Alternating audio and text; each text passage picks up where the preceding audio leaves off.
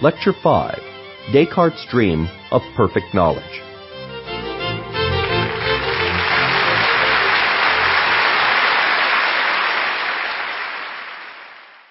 Welcome to Lecture 5, Descartes' Dream of Perfect Knowledge.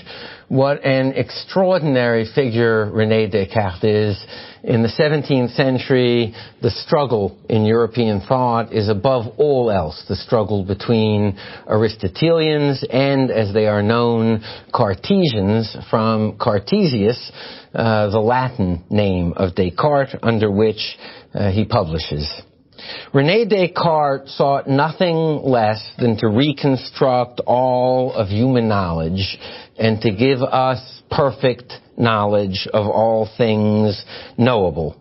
And it is his work above all that becomes the great challenge to Aristotelian scholasticism in the 17th century, above all on the continent.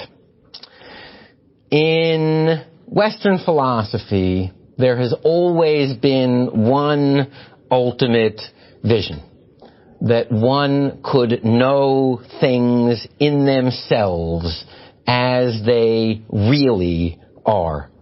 A vision of final and perfect philosophy.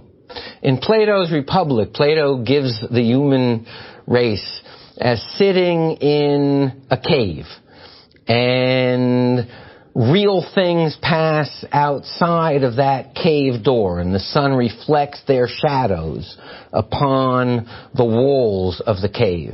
And all we know are the appearances of the shadow.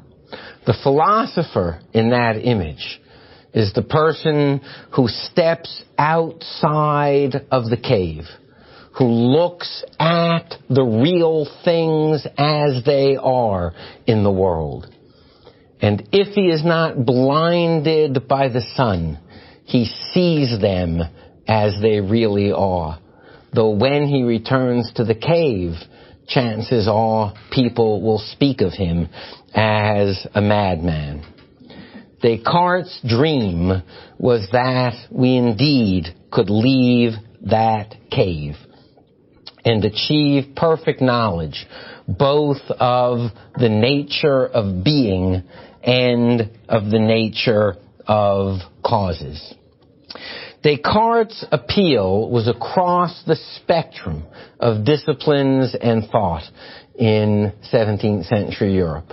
Not merely Catholic, Protestant, but equally to mechanistic scientists working on the new mechanics or on physiology, and to mystical theologians and religious contemplatives. His appeal is outside of Aristotelian circles, one of the most universal appeals of the 17th century. When that happens, when a thinker comes to define the options of an intellectual age, it is almost always the case that many vital or troubling aspects of the period, intellectually, converge in a thinker's work. And that is the Cartesian drama.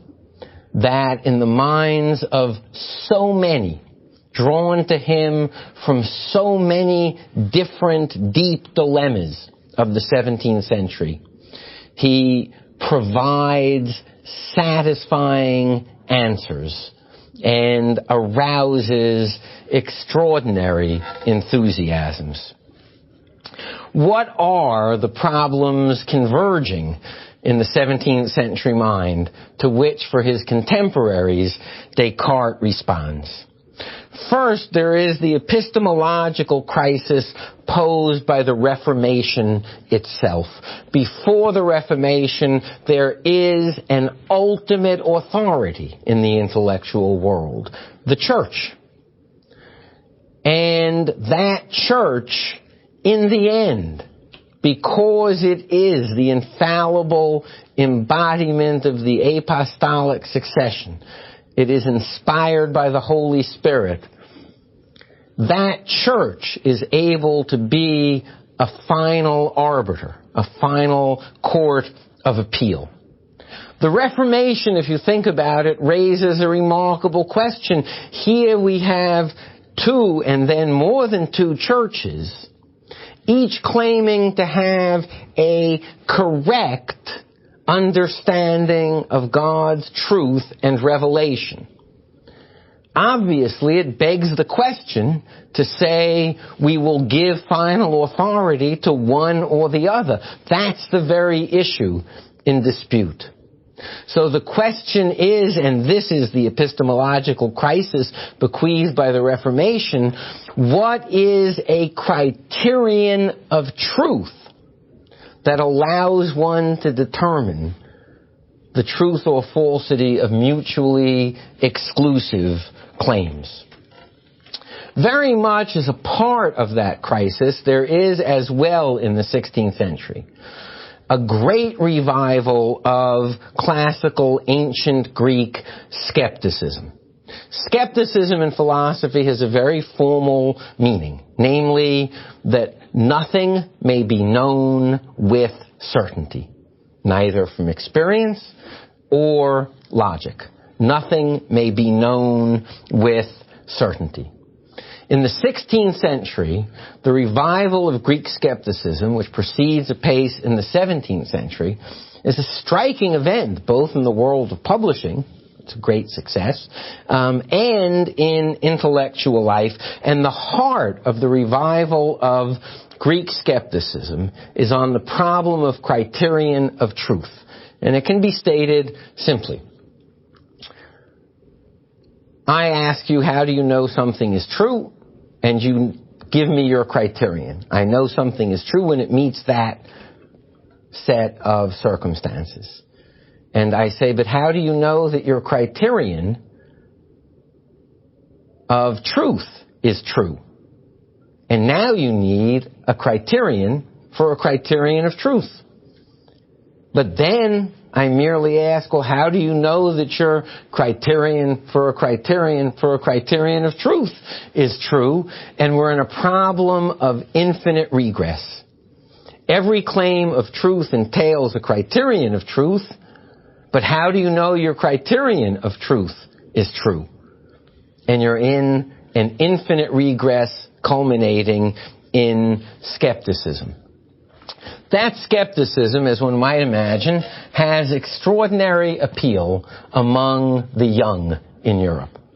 Students at universities love to take the standard arguments of the Greek skeptics against certainty from the senses and against the problem of criterion of truth and direct them at their knowledgeable professors.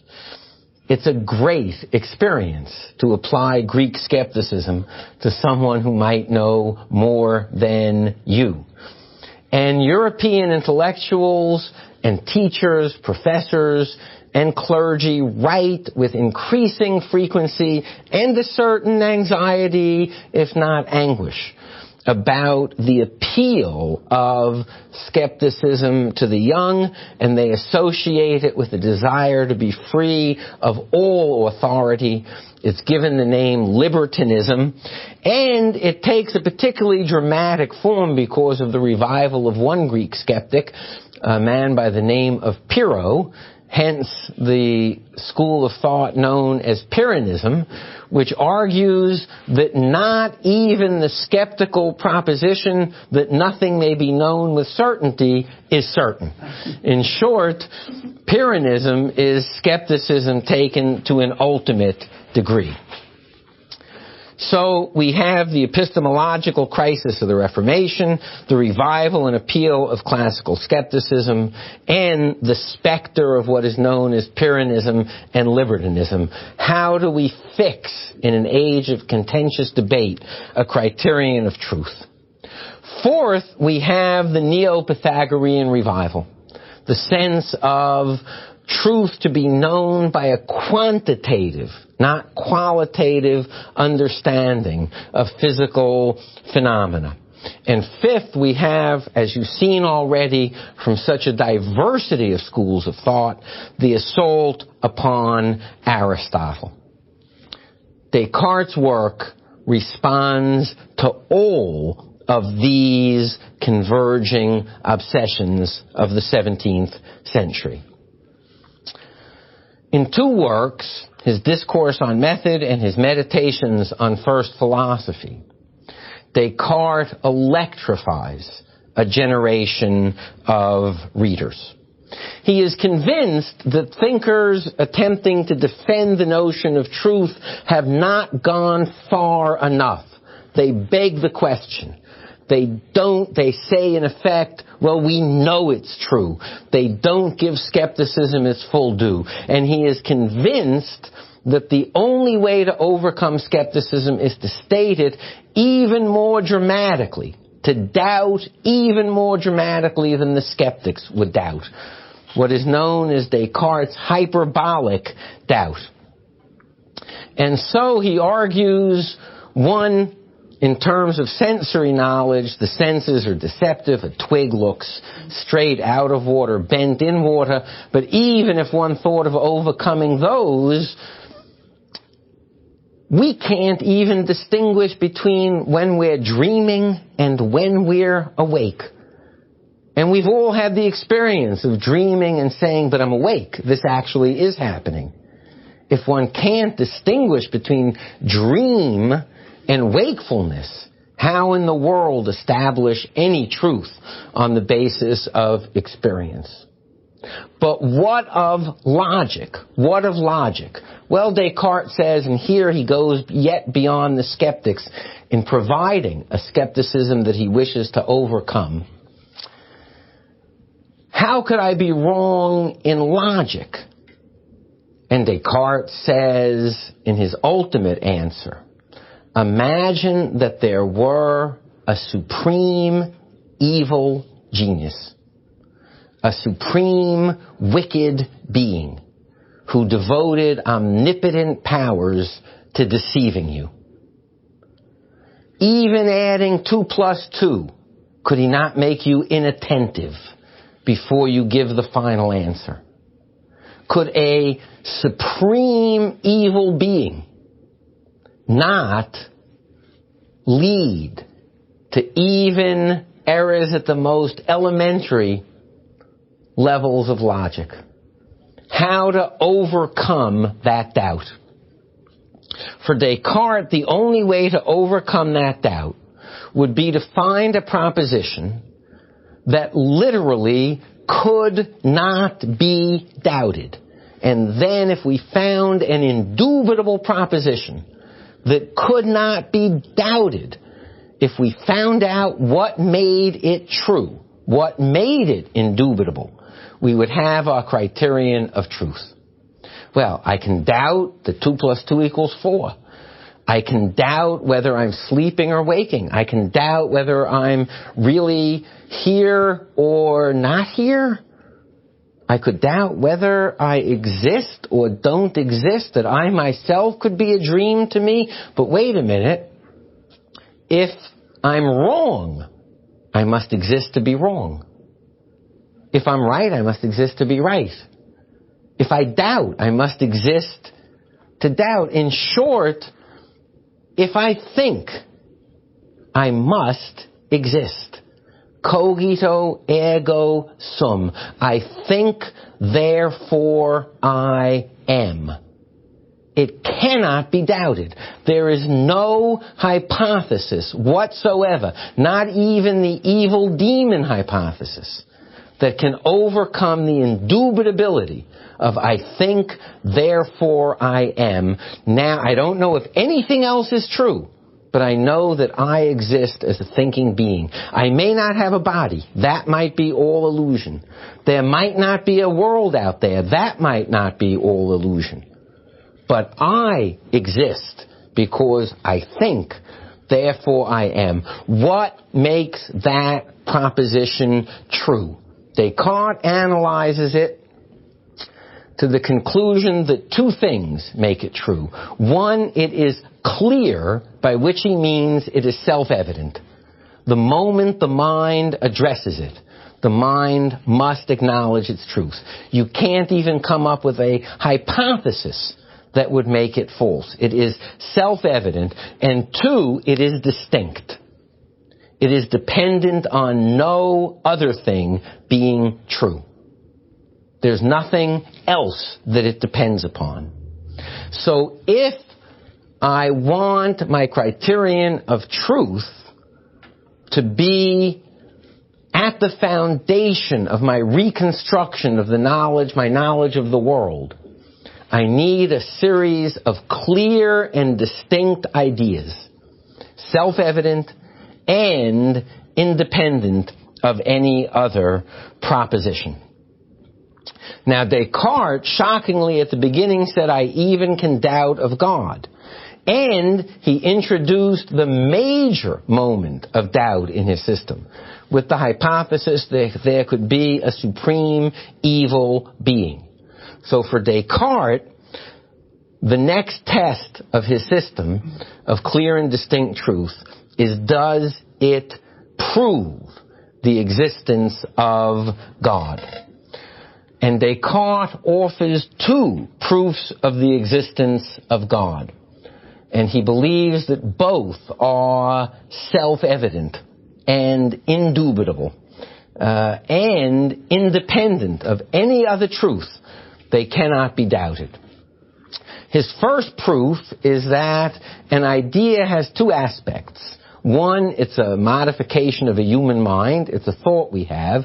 And two, it represents something to us in the way that a painting is a painting of something. An idea has an object in the way that a painting has an object. He calls that the objective being of an idea. The idea of God is the objective, right? Gives us the objective being in our mind of an infinitely perfect being. Descartes reasons, since there must be as much reality in a cause as there is in an effect, that you can't have an effect that has more reality than a cause, the idea of an infinitely perfect being could not come from anything finite. It couldn't come from anything imperfect. It couldn't come from anything errant. It could only come from a perfect being. Hence, from the idea of God, we know that there exists a perfect being. Secondly, Descartes asks the question, what are the necessary properties of things, whether or not they exist? For example, whether or not a unicorn exists has one horn. In fact, the only way to know if there are unicorns is, since you know a unicorn must have one horn, you can look for things with one horn. You don't have to know whether a unicorn exists to know it has one horn. Right? A triangle on the far side of the moon has three angles, the sum of which is 180 degrees, whether or not a triangle exists on the far side of the moon. So we know its entailed properties, what it is necessary that that entity has, without even knowing if the entity exists, right? Unicorn must have one horn. A mountain must have a valley beneath it. We don't know if there are mountains or valleys yet, but a mountain must have a valley. That's what a mountain is, whether or not it exists. Well, now we ask, what are the necessary properties of a perfect being, since we find this idea of God in our mind, an idea of a perfect being? Would a perfect being be pretty smart or infinitely wise? A perfect being would be infinitely wise, otherwise it wouldn't be perfect. It must be infinitely wise. Would a perfect being be pretty good or infinitely good? Perfect being would be infinitely good, same way a unicorn has one horn. A perfect being would be infinitely good. Would a perfect being exist or not exist? Well, an existing perfect being is perfect. A non-existing perfect being would not be perfect. So with the same force that a square must have four sides, a triangle must have three sides. A mountain must have a valley. A perfect being must have existence. And what is it to say logically that something must have existence? A perfect being must exist. Now, those are Descartes' proofs for the existence of God, which are debated throughout the 17th century, and which anti-Aristotelians love because they are so far removed from the proofs from the world, from the data of the world, favored by Aristotle and favored by St. Thomas Aquinas. But remember now, we have real knowledge of the real nature of two things. I exist as a thinking being, and God exists as a perfect being. So I know that there exists a substance whose essence is thought, mind. Once I eliminate the possibility of a supreme evil being, I have seen with my proof of God that there exists a perfect being, infinitely good. The perfect being can't be evil. Perfect being must be infinitely good. I know that my evil demon hypothesis is out the window. And now I say to myself, everything that I sense, everything about the world makes me feel I'm not alone. That there's a real world out there. Tables, people, paper, trees. That there is a real world out there. God would have to be a deceiver for there not to be a real world. But God is a perfect being. I've proven that. And a perfect being would not play tricks with us, would not be a deceiver. So I know that in addition to mind, which requires no body, whose essence is thought, and God, a perfect being, there exists something that is a world, something that is not mind and that is not God. And I need to know what that is. What is the distinction between God, on the one hand, immaterial soul on the other, now I'm going to give us three hands, and a world that is neither God nor immaterial soul. Descartes says, take a ball of wax in your hand. What do you think you have there? You say something yellow, something hard, something that smells a certain way. You define it by its sensory properties. But now you walk over to the fire, closer to the fire with the ball of wax. What was hard becomes soft. Its color changes. Its smell changes. So the wax was not any of its sensory appearances to you. That was not the essence of the wax. And Descartes asks, what is it that must exist for there to be something that can be yellow, that can have smells, that can have these and those appearances and physical properties? And he answers extension in length, width, and breadth.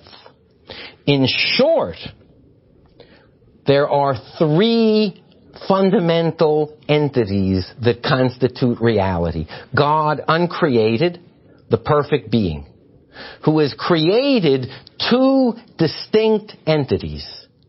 One, immaterial, not occupying space. You can't push it, you can't cut it in half. Mind, thought. And two, body, which is wholly quantitative. The essence of soul is thought. The essence of body is extension in height, width, and depth.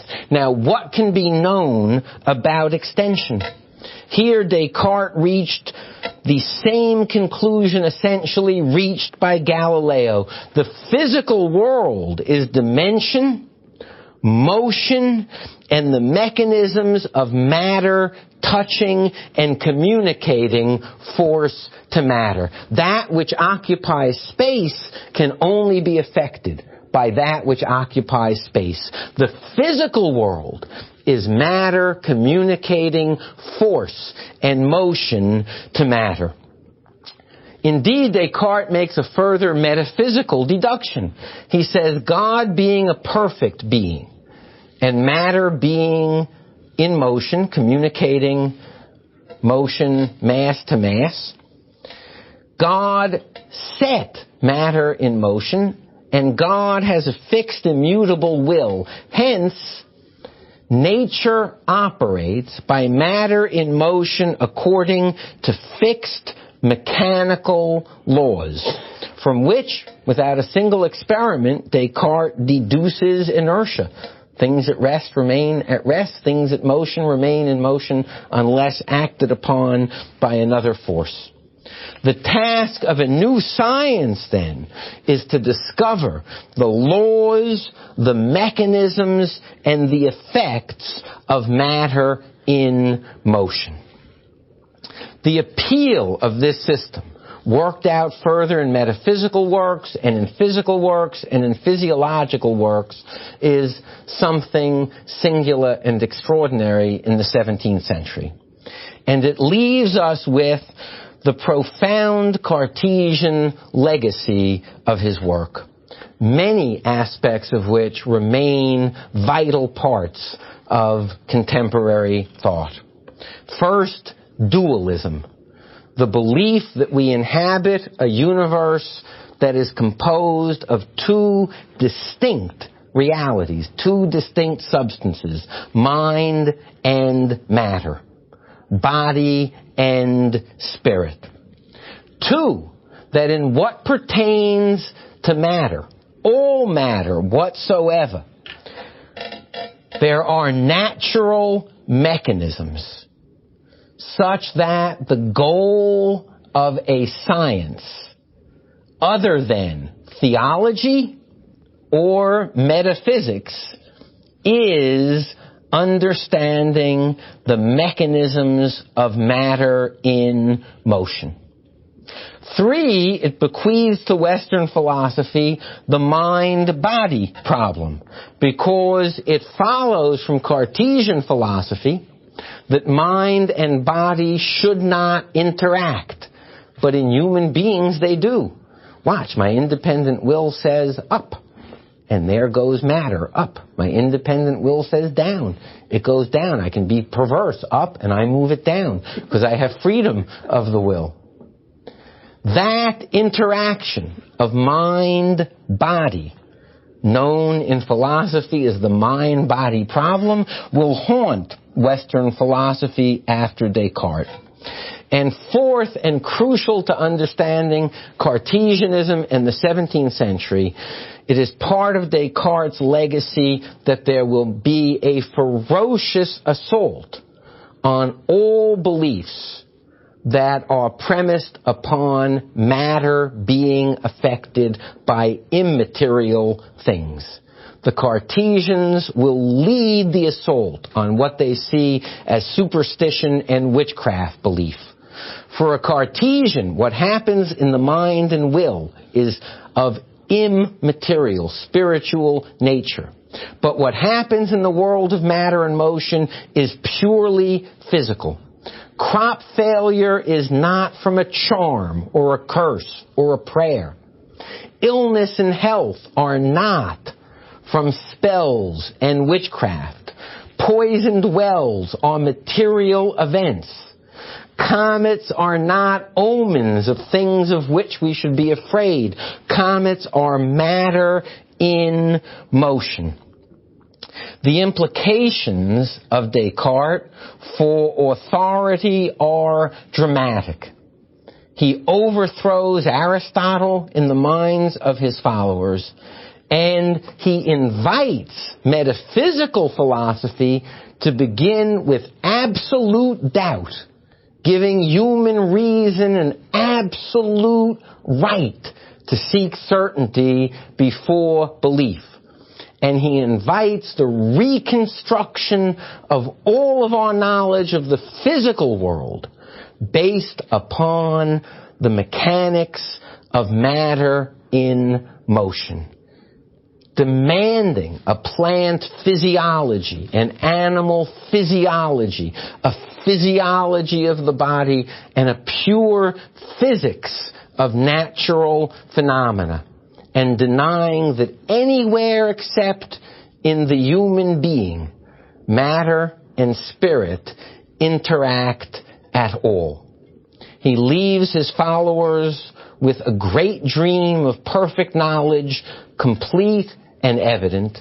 He leaves them with a sense of metaphysical certainty, and he leaves them with an open invitation to construct a material, mechanistic, quantitative science. He is the stunning voice of anti-Aristotelianism in the 17th century. Thank you.